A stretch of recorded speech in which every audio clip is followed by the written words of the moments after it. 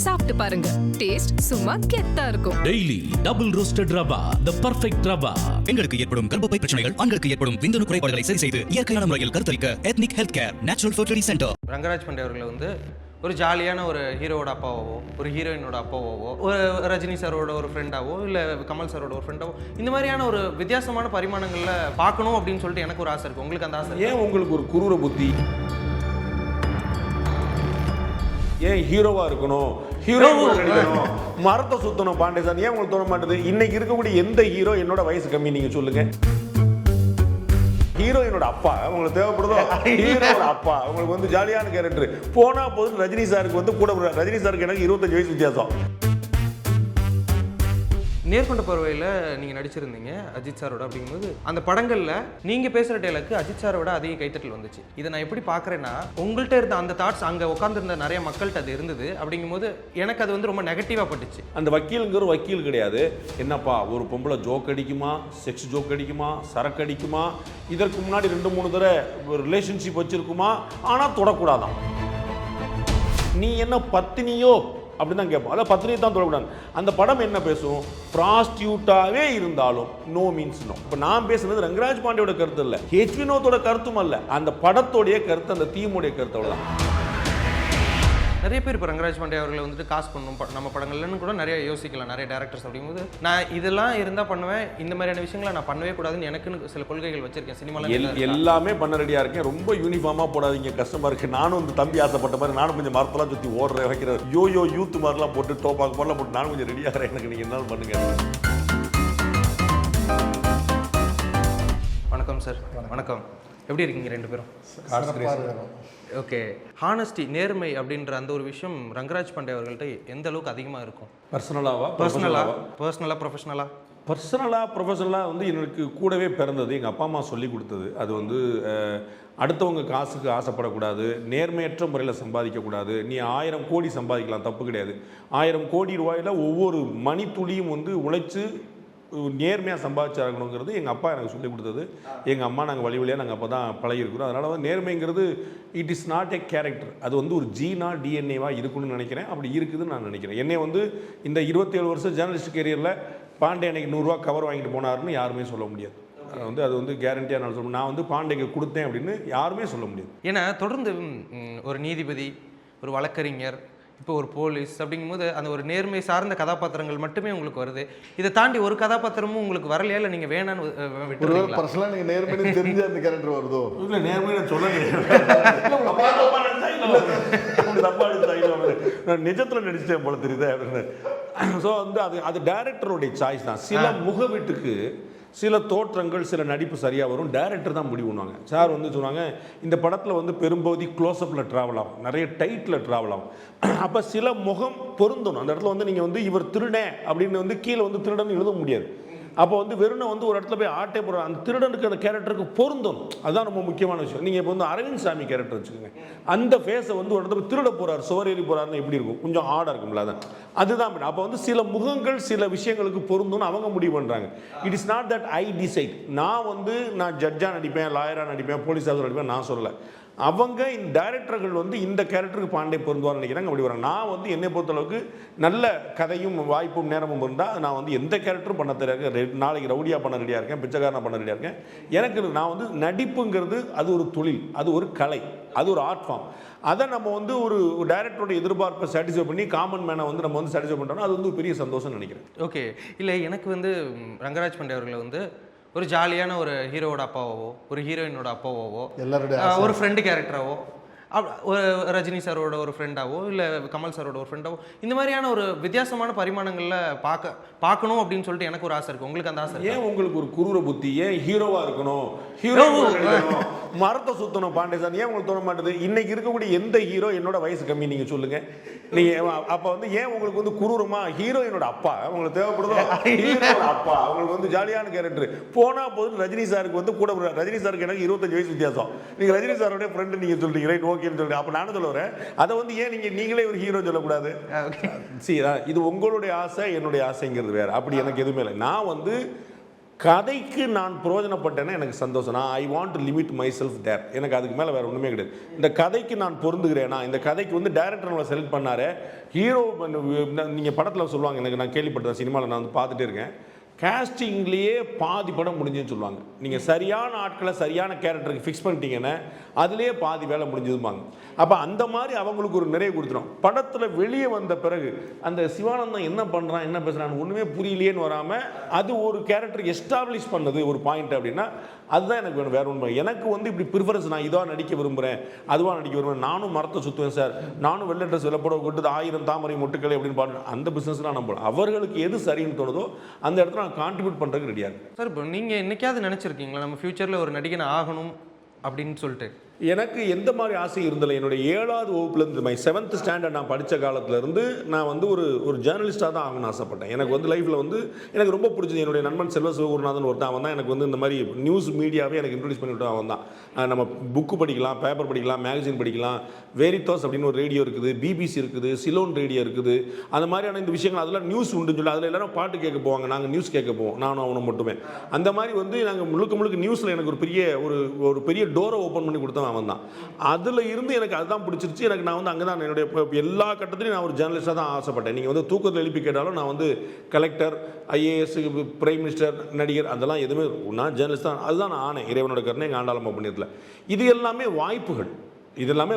Director வந்து ஒரு explore பண்ணுறாரு, ஒரு எக்ஸ்பெரிமெண்ட் பண்ணுறாரு, இவனை வச்சு இதை பண்ணணும்.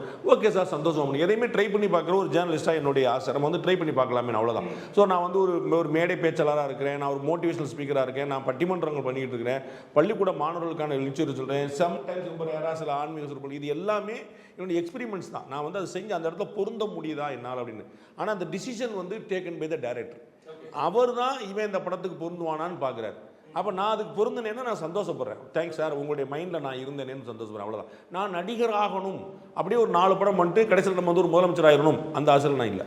ஓகே சார், இப்போ எனக்கு உங்கள்கிட்ட வந்து இது வந்து என்னோட ரொம்ப வருட கேள்வி அப்படின்னு சொல்லலாம். நான் அதுக்கப்புறம் உங்களை பார்க்கல, அதனால் கேட்கவும் இல்லை. நேர்கொண்ட பார்வையில் நீங்கள் நடிச்சிருந்தீங்க அஜித் சாரோட. அப்படிங்கும்போது அந்த படங்களில் தேட்டர்ஸில் வந்துட்டு அஜித் சாருக்கு எந்தளவுக்கு ஒரு வரவேற்பு இருந்ததோ நீங்கள் பேசுகிற டேலுக்கு அஜித் சாரோட அதிக கைத்தட்டல் வந்துச்சு. இதை நான் எப்படி பார்க்குறேன்னா, உங்கள்கிட்ட இருந்த அந்த தாட்ஸ் அங்கே உட்காந்துருந்த நிறைய மக்கள்கிட்ட அது இருந்தது. அப்படிங்கும்போது எனக்கு அது வந்து ரொம்ப நெகட்டிவாக பட்டுச்சு. அந்த தாட்ஸ் வந்துட்டு அந்த பொண்ணு எப்படி வெளியே வரலாம் அப்படின்னு கேட்குற அந்த கேள்விகளுக்கு நிறைய கைத்தட்டல் வந்துச்சு. இப்போது நீங்கள் அந்த இடத்துல அதை என்ஜாய் பண்ணுவீங்களா, இல்லை நீங்கள் அதை வந்து எப்படி பார்ப்பீங்க ஆடியன்ஸோட கைத்தட்டலை? இந்த படத்துலையும் அதே மாதிரி உங்களுக்கு ஃபீல் வரும். இது என்னென்னா, அந்த படத்தோட டயலாக்கு திரு ஹெச் வினோத் எழுதுனது, இந்த படத்தோட டயலாக்கு திரு தயால் பத்மநாபன் விழுந்தது. 2 டயலாக்குமே என்னோடது கிடையாது. ஸோ அந்த கைதட்டு விழுந்தது அஜித் சாருக்கு எதிராக இல்லை, அந்த தாட்டுக்கு, அந்த சிந்தனைக்கு. அது காமன் மேன் சிந்தனை. டைரக்டர் அந்த கேரக்டரை வடிவமைச்சதே காமன் மேனுடைய ரெப்ரஸன்டேட்டிவாக தான். அந்த வக்கீலுங்கிற வக்கீல் கிடையாது. என்னப்பா ஒரு பொம்பளை ஜோக் அடிக்குமா, செக்ஸ் ஜோக் அடிக்குமா, சரக்கு அடிக்குமா, இதற்கு முன்னாடி 2-3 தடவை ரிலேஷன்ஷிப் வச்சுருக்குமா, ஆனால் தொடக்கூடாதான். இதுதான் எல்லாரும் சொல்லுவான். உங்களுக்கு புரியுங்களா? நீ என்ன பத்தினியோ அப்படி தான் கேட்போம். அதான் பத்தினியை தான் தொடக்கூடாது. அந்த படம் என்ன பேசும்? ப்ராஸ்டியூட்டாகவே இருந்தாலும் நோ மீன்ஸ் நோ, அதான் அந்த படம் பேசும். அப்போ அந்த கேரக்டர் தான். இப்போ நான் பேசுனது ரங்கராஜ் பாண்டியோட கருத்து இல்லை, ஹெச் வினோத்தோட கருத்தும் அல்ல, அந்த படத்தோடைய கருத்து, அந்த தீமுடைய கருத்து, அவ்வளோதான். தயால் பத்மநாபன் சார் வந்து இந்த படத்துக்கு லட்சுமிகாந்தன் கொலை வழக்கில் சிவானந்தம் இந்த விஷயத்தை பேசணும்னு நினைக்கிறார். அதைத்தான் நான் பேசியிருக்கேன். ஒவ்வொரு கேரக்டர்லையுமே நீங்கள் உங்களை பொருத்தி பார்க்க வேண்டியதில்லை. நான் வேற ஒரு இடத்துல பாஷா படத்தில் வந்து ரஜினி சார் வந்து 150 குண்டு போடுவார், 1000 பேர் செத்து போயிடுவான். ரஜினி சார் குண்டு போடுறவரா என்ன? அந்த படத்தில் அது அவ்வளோதான். நீங்கள் அதுக்கு மேலே அங்கே வந்து பொறுத்து பாட்டு நீங்கள் ரியல் டைம் லைஃபோட நீங்கள் எல்லாத்துமே பொறுத்து பாடு. நான் வந்து ஒரு ஜேர்னலிஸ்டாக எஸ்டாப்ளிஷ் ஆகிருக்கிறதுனால உங்களுக்கு அந்த டவுட் வருது. ஸோ அந்த நேர்கொண்ட பார்வையோ லட்சுமிகாந்தன் கொலை வழக்கோ அதில் வந்து ஒரு கிளாப்ஸ் ஒன்று வந்துச்சுன்னா அது எதுக்காக இருந்தாலும் அந்த கிளாப்ஸ் வந்து முழுக்க தயால் பத்மநாபன் மட்டும் தான் சேர்ந்து. இப்போது ஒரு இமேஜ் இருக்கும்ல சார், எல்லாருக்குமே ஒவ்வொரு இமேஜ் இருக்கும். அந்த இமேஜ் நான் அப்படி இல்லையே, ஏன் இவ்வளோ இந்த அளவுக்கு என்ன சீரியஸாக பார்க்குறீங்களே அப்படின்ற அந்த ஒரு இமேஜை உடைக்கிற மாதிரி நம்ம ஏதாவது ஒன்று பண்ணணும், இல்லை நான் அப்படி இல்லை அப்படின்னு சொல்லிட்டு எக்ஸ்பிளைன் பண்ணணும்னு உங்களுக்கு தோணுமா?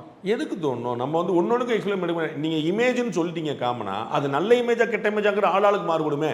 பாண்டே வந்து சிரிக்கிற மாதிரியே இருக்கிற வில்லன் அப்படின்னு ஒரு 10 பேர் சொல்லுவாங்க. பாண்டே வந்து உருன்னு இருக்கிற நல்லவன்னு 10 பேர் சொல்லுவாங்க. அது வந்து வைரமுத்து ஒரு கவிதையில் சொல்கிறார் அழகார், என்னுடைய தும்மலை கவிதை என்றும் என்னுடைய கவிதையை இருமல் என்றும் சொல்வார். 2ம் இயல்பில்லை என்று இயம்புக மகன்களே அப்படின்பார். ரெண்டுமே பொய் அப்படின்னு சொல்லுவார். அதை மாதிரி வந்து அது வந்து எதுவாக இருக்கலாம், அது அவரவர் பார்வை. என்னுடைய வேலை, நான் நல்ல மனுஷனாக இருக்கும்னு நினைக்கிறேன். எங்கள் அப்பா அம்மா வளர்த்தது, எங்கள் ஆண்டாளம்மா போட்ட பிச்சை, அது வந்து நான் வந்து ஒரு சரியான ஒரு மனிதராக வெளியே வந்துன்னு பார்க்குறேன், அவ்வளோதான். அதுக்கு மேலே ஸோ இமேஜுக்கெலாம் நம்ம யோசிக்கிறல, அதுக்கு பிரேக் பண்ணுங்கிறதுக்கு நான் போக வேண்டிய அவசியம் இல்லை. அப்படிப்பட்ட இமேஜில் நான் வந்து ஜேர்னலிசம் என்னுடைய கெரியர், சினிமா எனக்கு கிடைச்ச ஆப்பர்ச்சுனிட்டி, அந்த ஆப்பர்ச்சுனிட்டியை நான் சரியாக பயன்படுத்தணும்னு நினைக்கிறேன், அவ்வளோதான். எனக்கு அதோட நான் நிறுத்திக்கணும். அதில் வந்து நீங்கள் வந்து அதில் ஒரு வக்கீலாக பண்ணீங்க, இதில் ஒரு போலீஸாக நல்லா பண்ணினா பண்ணல, அவ்வளோதான். I want to stop there. நல்லா பண்ணேன்னா ஐம் ஹாப்பி அபவுட் தேர். வேற ஒரு டைரக்டர் ஹாப்பி, ப்ரொடியூசர் ஹாப்பி, பார்க்குற நீங்கள் ஹாப்பியாக, ரொம்ப சந்தோஷம். நிறைய பேர் இப்போ ரங்கராஜ் பாண்டே அவர்களை வந்துட்டு காசு பண்ணணும் நம்ம படங்கள்லன்னு கூட நிறைய யோசிக்கலாம், நிறைய டேரக்டர்ஸ். அப்படிங்கும்போது நான் இதெல்லாம் இருந்தால் பண்ணுவேன், இந்த மாதிரியான விஷயங்களை நான் பண்ணவே கூடாதுன்னு எனக்குன்னு சில கொள்கைகள் வச்சிருக்கேன். சினிமாவில் எல்லாமே பண்ண ரெடியாக இருக்கேன். ரொம்ப யூனிஃபார்மாக போடாதீங்க, கஷ்டமாக இருக்குது. நானும் வந்து தம்பி ஆசைப்பட்ட மாதிரி நானும் கொஞ்சம் மரத்தெல்லாம் சுற்றி ஓடுற வைக்கிற யூத் மாதிரிலாம் போட்டு டோப்பாக்கு மாதிரிலாம் போட்டு நானும் கொஞ்சம் ரெடியாகிறேன். எனக்கு நீங்கள் என்னாலும் பண்ணுங்க.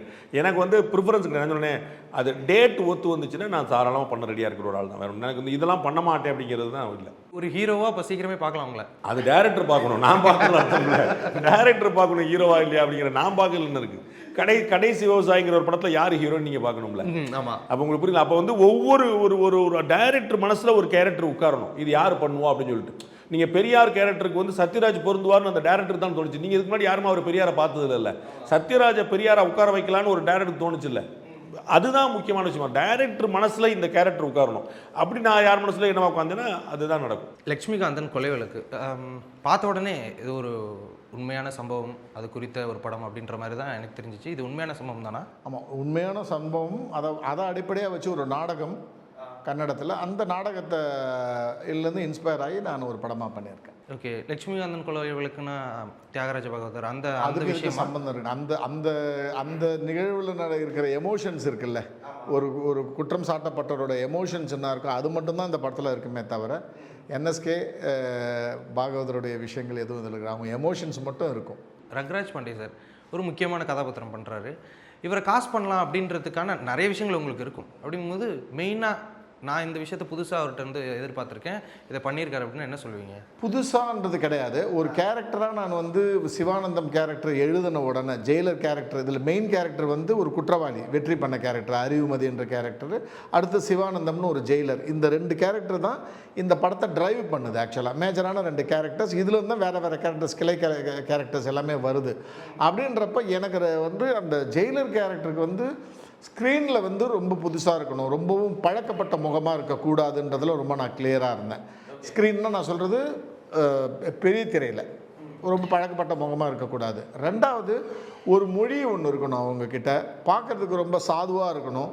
ஆனால் அவங்களுக்குள்ளே வந்து ஒரு அந்த அதிகாரம், அந்த ஒரு கடுமைன்றது கொஞ்சம் இருக்கணும், கருணை இருக்கணும். இது எல்லாமே பார்க்குறப்ப எனக்கு வந்து நான் அவர் புரிஞ்சுக்கிட்ட கேரக்டர் அப்படி தான். நான் அவர் வந்து பர்சனலி நான் ஒரு பொலிட்டிக்கல் விஷயத்தில் பயங்கரமாக ஃபாலோ பண்ணுறான் இல்லை, நான் அவருடைய இன்டர்வியூ அவருடைய இது எல்லாமே எனக்கு பிடிக்கும். அதே மாதிரி அவருடைய எப்போவுமே அவர் சைடில் இருக்கிறாள் நான், டு பி ஹானஸ்ட். கேள்வி அந்த இருக்கிறப்ப கரெக்டாக இருக்குல்ல, நம்ம கேட்குற மாதிரியே இருக்குல்ல அப்படின்ற மாதிரி எனக்கு தோணும். ஸோ அவரை அதிகமாக அட்மையர் பண்ணதால் அந்த கேரக்டருக்குள்ளே எனக்கு இவர் வச்சுருந்தா நான் ஃபிட்டான கரெக்டாக இருக்குன்னு தோணுச்சு. நான் அப்ரோச் பண்ணேன். சார் ரொம்ப பெருந்தன்மையோட அவங்க வந்து ஒருத்தர் வந்து சஜஸ்ட் பண்ணுறாரு, சார் வந்து நல்லா இருக்கே அப்படின்னு. ஒரு ஆக்சுவலாக சாருடைய ப்ரிஃபரன்ஸ் இல்லை, அது வந்து யார் பண்ணாருக்கும் பேர் வந்து ஒரு பேரில் த்ரோ பண்ணுறாங்க. அப்போ வந்து வேற ஒருத்தர் த்ரோ பண்ண பேர் வந்து சார் வந்து நல்லா இருக்கே அப்படின்னு யோசிச்சு. அதுக்கப்புறமும் சார் விடலை. அது வந்து இப்போ என்னுடைய பேட்டியில் அட்மையர் பண்ணுறாரு, பேட்டியாக நடிகராக இங்கே கொண்டு வரணும்ல.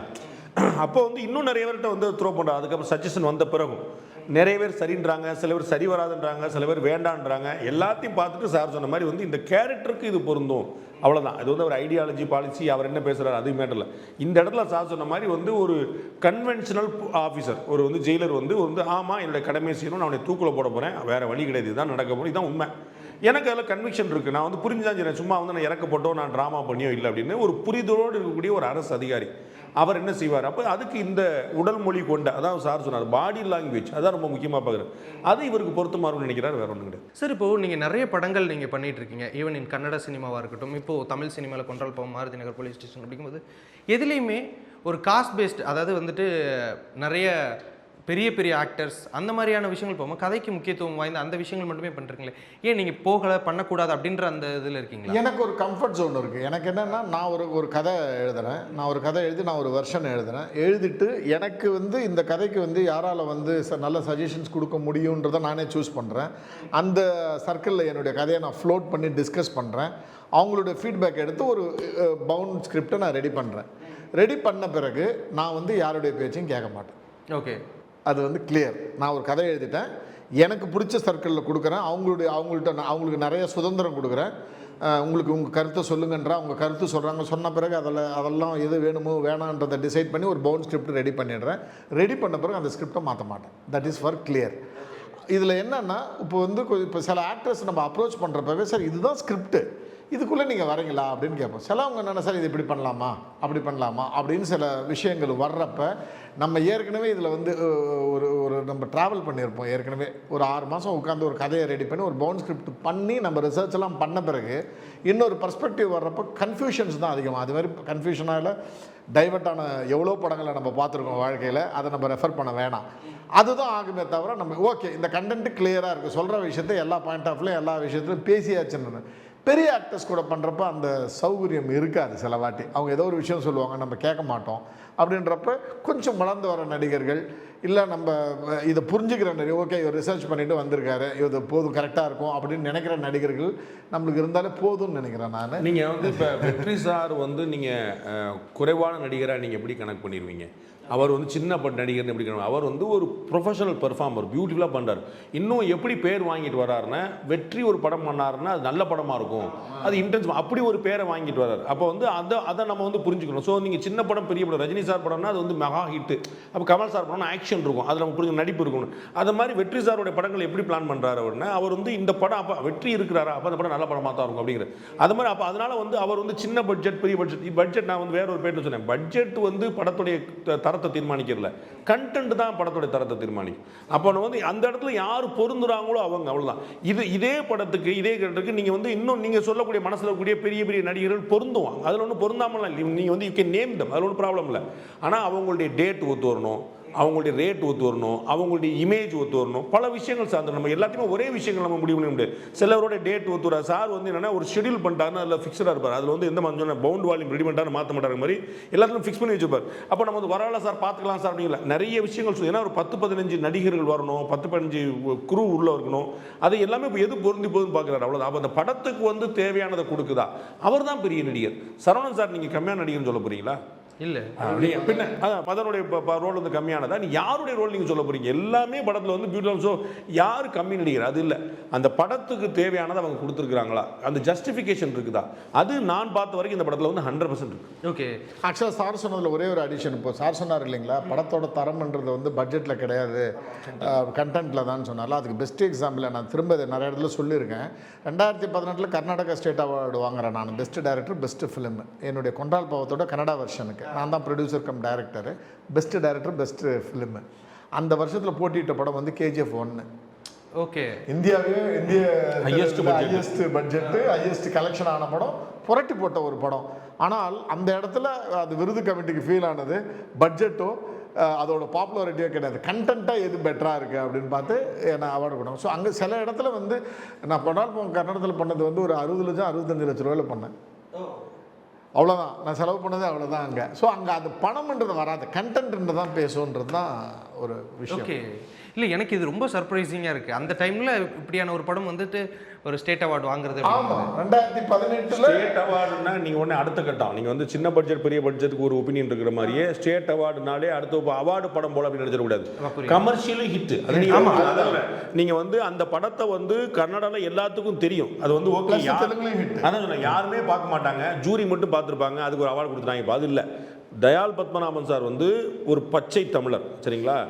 தமிழ்நாட்டில் அவருடைய எவ்வளோ பாப்புலரோ அதோட 10 மடங்கு பாப்புலர் கன்னடாவில் வந்து அவர் வந்து ஒரு ஹீரோட்ட அவர் பேசணுன்னாருன்னா he can directly connect them with the superstar யாரோ அங்கே அவரோட. அது வந்து அதுதான் உங்களுடைய ரேஞ்ச்.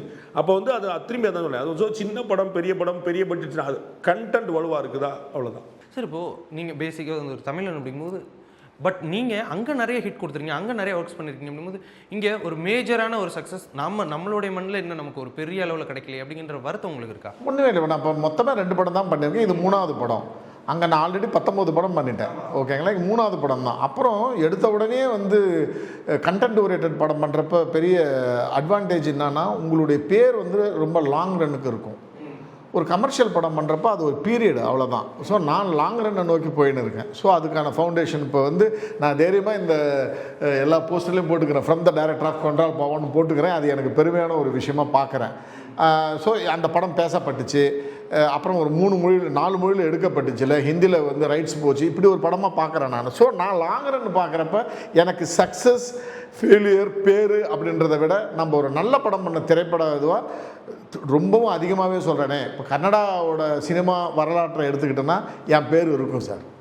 ஓகேங்களா, கன்னடா வரலாறுன்னு எழுதப்பட்டால் அங்கே என் பேர் இருக்கும்.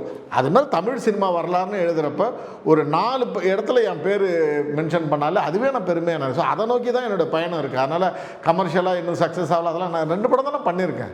ஒரு ஒரு கொஞ்சம் கமர்ஷியல் டோனில் ஒரு ஆஹா ஒரிஜினல் பண்ணியிருக்கேன், ஒரு கமர்ஷியல் டோனில் ஒரு பொய்ட்டிக்கான ஒரு படம் பண்ணியிருக்கேன். நல்ல பேர் வந்திருக்கு, அவ்வளோதான். அதை என்னோட பயணம்ன்றது வேறு இருக்குது. நீங்கள் லட்சுமிகாந்தன் கொலை வழக்கு உட்பட எல்லாத்துலேயுமே வந்து கமர்ஷியலாகவும் நீங்கள் உள்ள மசாலா இருக்குது. நீங்கள் அதை நீங்கள் பார்த்தீங்கன்னா நீங்கள் வந்து நீங்கள் ஒரு பயத்தை ஏற்படுத்திட வேண்டாம். அது வந்து ஓஹோ இது வந்து இப்படி அவார்டு ஃபிலிம் போல அப்போ நமக்கு இல்லைப்பா அப்படின்னு சொல்லணும். இதில் காதல் இருக்குது, இதில் சார் சொன்ன மாதிரி காமம் இருக்குது, நல்ல கவிதை நயம் இருக்குது, பியூட்டிஃபுல்லான மியூசிக் இருக்குது, பிரமாதமான நடிப்பு. வந்து நீங்கள் நிறைய பேர் வந்து நீங்கள் ரங்கராஜ் பாண்டே உங்கள் எதிர உட்காந்துருக்கிறார், ஆனால் நிறைய பேர் வந்து நல்லா பண்ணியிருக்காங்கிற பேரை நீங்கள் படம் முடிஞ்ச போது வாங்குவாங்க. அப்பா லிசி சூப்பராக இருக்காங்க, பிரிடா சூப்பராக வெற்றி பின்னிட்டாரு, சரவணன் அப்படி வந்துட்டு போனால் கூட எப்படி பியூட்டிஃபுல்லாக பண்ணிட்டார் அப்படின்னு நீங்கள் ஒன்று சுப்பிரமணிய சிவாவோட நடிப்பை நீங்கள் பேசுவீங்க, மாறனோட நடிப்பு ஒவ்வொருத்தர்கிட்டையுமே டைரக்டர் வந்து எக்ஸ்ட்ராக்ட் பண்ணியிருக்காரு, என்ன இருக்குதோ உள்ள வந்துருக்காரு. ஸோ இது முழுமையாக ஒரு பேக்கேஜாகவே பார்க்க தகுந்த ஒரு படமாகவே இருக்கும். ஓகே சார், இப்போ நீங்கள் என்ன மாதிரியான படங்கள்லாம் பார்ப்பீங்க? உங்களுக்கு நான் வந்து எனக்கு படம் பார்க்கறதுக்கான சந்தர்ப்பம் ரொம்ப கம்மி. ஏன்னா நானாக வந்து திருமணத்துக்கு பிறகே நான் ஃபேமிலியோட தான் படம் பார்க்குறேன்னு ஒரு பாலிசி நானாக வச்சுக்கிட்டேன். யார்ட்டையும் சத்தியம் பண்ணி கொடுக்கல, எங்கள் வீட்டு மாதிரி கூட கொடுக்கல. ஏதாவது ப்ரீவியூ பார்க்கணும்னு யாராவது கம்பல் பண்ணுவாங்க, நீங்கள் இல்லை அந்த படத்தை நீங்கள் பார்க்கணும்னு சொல்லிட்டு அந்த மாதிரி ஒரு படங்கள் தான் நான் தனியாக பார்த்துருப்பேனே தவிர மற்ற எல்லாமே நாங்கள் ஃபேமிலியோட தான் போவோம். நைட் ஷோ நாங்கள் போவோம், சத்தியத்துலையோ இங்கே இல்லையாரும் போயிட்டு நம்ம ஏஜிஎஸ்ல எங்கேயாவது போயிட்டு நம்ம வந்து ராத்திரி வந்து குடும்பத்தோடு போய் அப்படி தான். அதனால் வந்து அந்த சந்தர்ப்பங்கள் அமைஞ்சு பார்க்குறது ரொம்ப கம்மி. அது வந்து ஃபேமிலியோட எல்லாரும் பார்க்க தகுந்த படம்னு சொல்லணும். அது வந்து கிட்டத்தட்ட அடித்து ஓஞ்சி வெளியே போகிற நேரத்தில் நாங்கள் பார்ப்போம். ஸோ ரிலீஸ் ஆன அன்னைக்கு தலைவர் படத்தை பார்த்த காலம்லாம் முடிஞ்சு வச்சு, முதல் நாள் ஃபர்ஸ்ட் டே ஃபர்ஸ்ட் ஷோ காலை 4 மணிக்கு காசு தட்டுற உள்ளே பூந்து அடித்து நொறுக்கணும் அப்படிங்கிறதுலாம் அது வேற ஒரு பீரியட். அதுக்கு பிறகு திருமணத்துக்கு பிறகு நான் வந்து குடும்பமாக போய் பார்க்குறேன். ஸோ நல்ல படங்கள் நான் பார்ப்பேன். அதில் வந்து இன்னும் குழப்பம் நிறைய மலையாளத்தில் ரொம்ப பியூட்டிஃபுல்லான படங்கள்லாம் வருதுன்னு ரொம்ப ஆச்சரியமாக இருக்குது. நான் வந்து இப்போ சார் மாதிரியான டேரக்டர்லாம் வந்து நிறைய எக்ஸ்பீரியன்ஸ் பண்ண முடியுது. எனக்கு ரொம்ப வருத்தம் என்னென்னா கன்னடத்தில் பண்ண முடியுது, மலையாளத்தில் பண்ண முடியுது, இங்கே வந்து அதாவது ரிஸ்கி கேம் மாதிரியே பார்க்குறாங்களேங்கிறது. ஐயோ சார் என்ன சார் அப்படி ஒரு படமாக பண்ணுறீங்க அப்படின்னு சபாசி சூப்பர் அப்படிங்கிற ஒரு இல்லாமல் வந்து அந்த மாதிரி ஒரு பெரிய தயக்கம் ரொம்ப ஆச்சரியமாக இருக்குது. நல்ல படங்கள் வந்து நான் பார்க்கணும்னு ஆசைப்பட்டே இருக்கிறேன், அதை நான் பார்த்துக்கிட்டே இருக்கிறேன். ஓகே சார், இப்போ நிறைய சக்ஸஸ் நீங்கள் கொடுத்துட்ருக்கீங்க, ஒரு சேஞ்சுக்கு தமிழில் போய் பண்ணலாம் அப்படின்ற அந்த ஒரு தாட் ப்ராசஸ் என்ன எதனால் வந்துச்சு? இல்லை, நான் வந்து ஆல்மோஸ்ட் 25 வருஷம் ஆயிடுச்சு. இந்த 2003 23 வருஷம் ஆகிடுச்சு. அதுக்கு முன்னாடி 2 வருஷம் ரைட்டராக அது மாதிரி இருந்தேன்.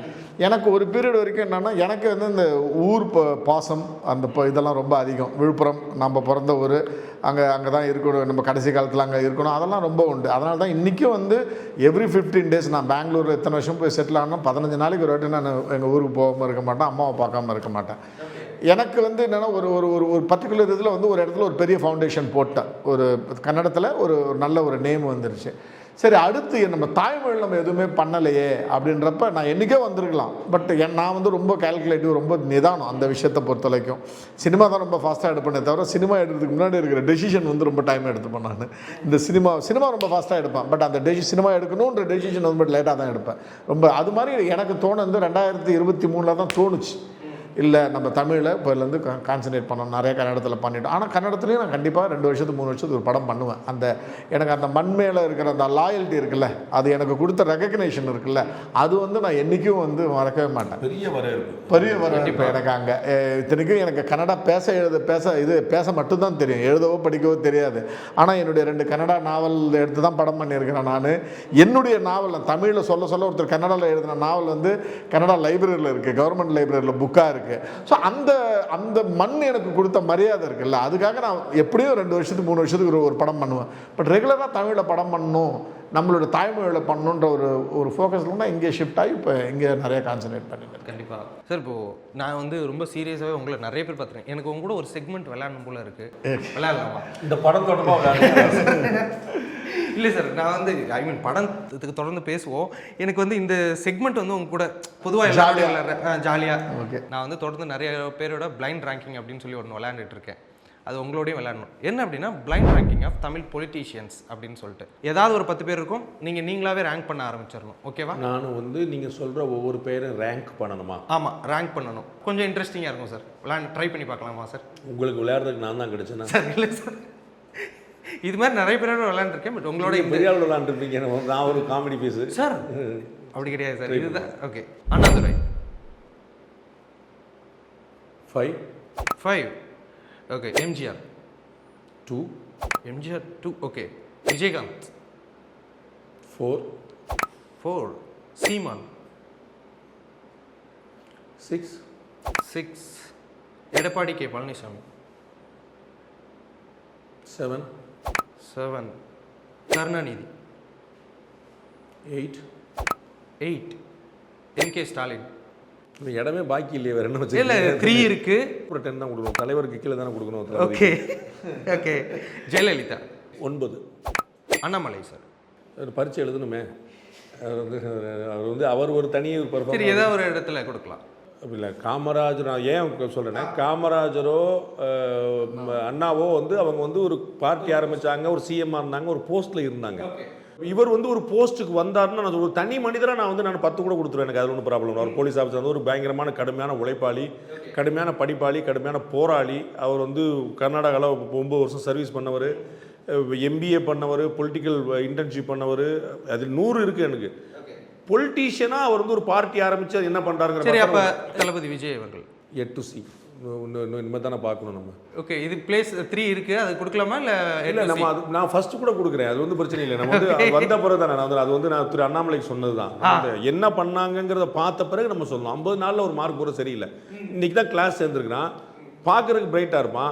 அவன் ஃபர்ஸ்ட் வாங்கணும்னு சொல்ல முடியாது. ஸோ அவன் பரீட்சை எழுதிட்டு நம்ம சொல்லலாம். ஸோ நம்ம வந்து அடுத்தடுத்தவங்க 5 வருஷம் கடந்து வரும்போது நம்ம வந்து ஸ்டாலினுடைய 5 வருஷம் பார்த்துருக்குறோம், கருணாநிதியோட 5 வருஷம் பார்த்துருக்கோம், எம்ஜிஆரோட 5 வருஷம் பார்த்துருக்கோம், ஜெயலலிதா 5 வருஷம் பார்த்துருக்கோம். அதனால் நம்ம வந்து ஒரு விஷயத்தை பிளேஸ் பண்ண முடியுது. அதுபோல் திரு விஜயோட 5 வருஷம் பார்த்த பிறகு பண்ணதான் சரியாது. காமராஜர் சார் 1. ஓகே. இப்போ நீங்கள் போட்டது வரைக்கும் காமராஜர் அவர்களுக்கு தான் முதல் இடம் கொடுத்துருக்கீங்க. உங்களுக்கு ரொம்ப ரொம்ப பிடிச்ச ஒரு அரசியல்வாதி? யாருக்கு பிடிக்காத அரசியல்வாதி? கண்டிப்பாக. ரொம்ப அழகாக பேசுனீங்க. தென் லட்சுமிகாந்தன் கொலை வழக்கு ஒரு மிகப்பெரிய வரவேற்பு பெறணும் அப்படின்னு சொல்லிட்டு வாழ்த்துக்கள் தெரிவிச்சுக்கிறேன். Thank you so much for the interview. Thank you so much. நன்றி. சீக்கிரமே வந்துட்டு உங்களை ஒரு ஹீரோவாகவும் மரத்தை சுற்றி ஆடுற ஒரு ஹீரோவாகவும் பார்க்கணும் சார். ரொம்ப ரொம்ப நன்றி சார். Thank you sir. சாப்பிட்டு பாருங்க, டேஸ்ட் சும்மா கெத்தா இருக்கும். Daily double roasted rava, the perfect rava. பெண்களுக்கு ஏற்படும் கர்ப்பப்பை பிரச்சனைகள், ஆண்களுக்கு ஏற்படும் விந்தணு குறைபாடுகளை சரி செய்து இயற்கையான முறையில் கருத்தரிக்க ethnic health care natural fertility centre.